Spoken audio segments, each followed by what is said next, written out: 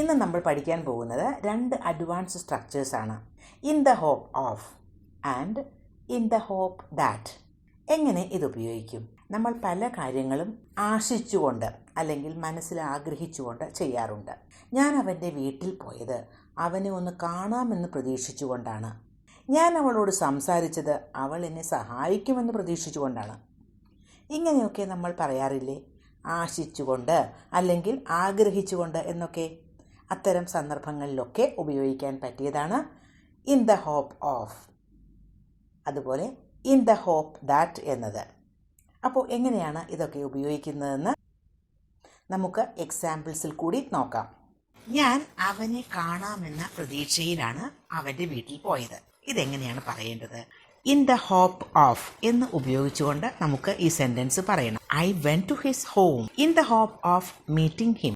I went to his home എന്ന് പറയുമ്പോൾ ഞാൻ അവൻ്റെ വീട്ടിൽ പോയി. In the hope of meeting him, അവനെ കാണാമെന്ന പ്രതീക്ഷയിൽ. അപ്പോൾ എങ്ങനെയാണ് ഈ സെന്റൻസിന്റെ സ്ട്രക്ചർ വരുന്നത്? ആദ്യം ആ സെന്റൻസ് പറയുക. I went to his house. In the hope of കഴിഞ്ഞിട്ട് ഉപയോഗിക്കേണ്ടത് മീറ്റിംഗ് എന്നാണ് ഇവിടെ ഉപയോഗിച്ചിരിക്കുന്നത്.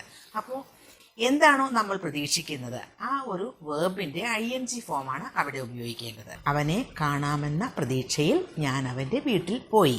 നല്ല ഒരു ജോലി കണ്ടുപിടിക്കാം എന്ന പ്രതീക്ഷയിൽ അവൾ ലണ്ടനിലേക്ക് പോയി. She move to London in the hope of finding a good job. She move to London, അവൾ ലണ്ടനിലേക്ക് മൂവ് ചെയ്തു, പോയി. ഇൻ ദ ഹോപ്പ് ഓഫ് എന്ത് പ്രതീക്ഷയിലാണ്? In the hope of finding a good job, നല്ല ഒരു ജോലി കണ്ടുപിടിക്കാം എന്ന പ്രതീക്ഷയിൽ. നോക്കൂ, ഫൈൻഡ് എന്ന വെർബിന്റെ ING ഫോമാണ് അവിടെ ഉപയോഗിച്ചത്. He returns to the crime scene in the hope of finding further evidence. He returns to the crime scene, കുറ്റം നടന്ന ആ സ്ഥലത്തേക്ക് അവർ മടങ്ങി. In the hope of finding further evidence, കൂടുതൽ തെളിവുകൾ കണ്ടുപിടിക്കാമെന്ന പ്രതീക്ഷയിൽ അവൻ ആ ക്രൈം നടന്ന സ്ഥലത്തേക്ക് മടങ്ങി. അടുത്തൊരു സെന്റൻസ് നോക്കൂ. He was studying in the hope of being admitted to an engineering college. അവൻ പഠിച്ചുകൊണ്ടിരിക്കുകയായിരുന്നു. He was studying in the hope of being admitted to an engineering college. ഒരു എഞ്ചിനീയറിംഗ് കോളേജിൽ അഡ്മിറ്റഡ് ആവും എന്ന പ്രതീക്ഷയിൽ. We came to the island in the hope of finding a simpler way of life. ഞങ്ങൾ ഐലൻഡിലേക്ക് വന്നത് in the hope of, ഒരു പ്രതീക്ഷയിലാണ്. എന്താണ് ആ പ്രതീക്ഷ? Finding A simpler way of life, കുറച്ചുകൂടി ലളിതമായ ഒരു ജീവിത രീതി കണ്ടുപിടിക്കാം എന്ന പ്രതീക്ഷയിൽ ഞങ്ങൾ ആ ഐലൻഡിലേക്ക് വന്നു. We returns to the park in the hope of finding her wallet. അവളുടെ വാലറ്റ് കണ്ടുപിടിക്കാം എന്ന പ്രതീക്ഷയിൽ ഞങ്ങൾ പാർക്കിലേക്ക് തിരിച്ചു വന്നു. ഇൻ ദ ഹോപ്പ് ഓഫ് എന്ന അഡ്വാൻസ് സ്ട്രക്ചർ ഉപയോഗിക്കുന്നത് മനസ്സിലായല്ലോ. വളരെ ഈസി ആയിട്ട് ഇത്തരം സെന്റൻസുകൾ ഉപയോഗിക്കാം. ഇനി അടുത്തത് ഇൻ ദ ഹോപ്പ് ദാറ്റ് എന്ന. ഇതിന്റെ മീനിങ് സെയിം തന്നെയാണ്, ഇൻ ദ ഹോപ്പ് ഓഫ് ഉപയോഗിച്ചതുപോലെ തന്നെ. പക്ഷേ സെന്റൻസിന്റെ സ്ട്രക്ചറിൽ ചെറിയ വ്യത്യാസമുണ്ട്. I went to his home in the hope that I would meet him. നോക്കൂ, ഞാൻ അവൻ്റെ വീട്ടിൽ പോയത് അവനെ കാണാമെന്ന പ്രതീക്ഷയിലാണ് എന്നാണ്. പക്ഷെ ഇവിടെ ഇൻ ദ ഹോപ്പ് ദാറ്റ് ഉപയോഗിച്ചപ്പോൾ ആ സെൻറ്റൻസിൻ്റെ സ്ട്രക്ചറിലൊരു വ്യത്യാസം വന്നില്ലേ? In the hope that I would meet him എന്നാണ്. I went to his home എന്നത് ഒരു സെൻറ്റൻസാണ്. ആ സെൻറ്റൻസ് കഴിഞ്ഞിട്ട് ഇൻ ദ ഹോപ്പ് ദാറ്റ് എന്ന് കഴിഞ്ഞാൽ പിന്നെ ഉപയോഗിക്കേണ്ടത് വേറൊരു സെൻറ്റൻസ് തന്നെയാണ്. അപ്പോൾ sentence plus in the hope that plus sentence. അവൾ വരുമെന്ന പ്രതീക്ഷയിൽ അവൻ വെയിറ്റ് ചെയ്തു എന്നാണ് പറയേണ്ടത്. ഇൻ ദ ഹോപ്പ് ദാറ്റ് എന്ന സ്ട്രക്ചർ ഉപയോഗിച്ച് നമുക്ക് പറയണം. He waited in the hope that she would show up.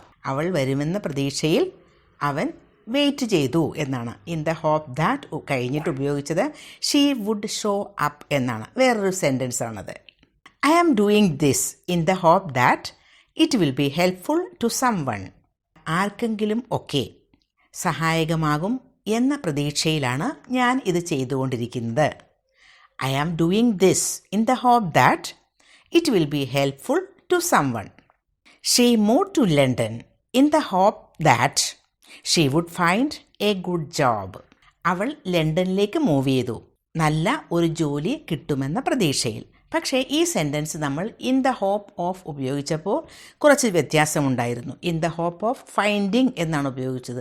പക്ഷേ ഇവിടെ ഇൻ ദ ഹോപ്പ് ദാറ്റ് ഉപയോഗിക്കുമ്പോൾ she would find a good job എന്നാണ് ഉപയോഗിച്ചത്.